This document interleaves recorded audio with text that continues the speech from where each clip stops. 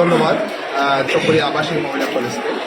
আমি এখানে আসতে পেরে আসলে নিজেকে খুবই উদ্বেলিত মনে করছি, শুধু একটি কারণ, চকরিয়ার যে কয়টি কলেজ আছে প্রথম ভাগে এই কলেজটাকে আমাদের ইউনো মহোদয় স্যারের নেতৃত্বে একটা ডিজিটালাইজ একটা কলেজে রূপান্তর করতে পারছে। অর্থাৎ ছাত্রীদের হাজিরাটা এনশিওর করার জন্য তিনি প্রথমে নিশ্চিত করেছে, এবং ছাত্রীদের হাজিরা যদি নিশ্চিত হয় তাহলে আমি মনে করব কোনো ছাত্রী পরীক্ষাতে ফেল করার প্রশ্নই আসে না।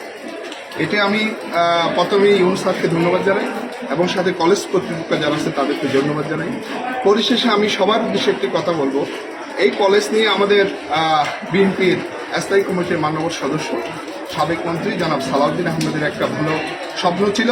আমি মনে করি কলেজ কর্তৃপক্ষ এবং আমাদের শ্রদ্ধেয় ইউনু মহোদয় এবং ছাত্রীরা মিলেই ওনার স্বপ্নকে একটা বাস্তব রূপ দিতে পারবে বলে আমি আশা করি, এবং এই প্রতিষ্ঠানের জন্য উনি অনেক কিছু ত্যাগ করেছেন। এই প্রতিষ্ঠানটি তিনি সবসময় স্মরণ করেন। আমি চকরিয়াবাসীর পক্ষ থেকে সাবেক মন্ত্রী মহোদয়কে আমি ধন্যবাদ, কৃতজ্ঞতা জানাই। ধন্যবাদ।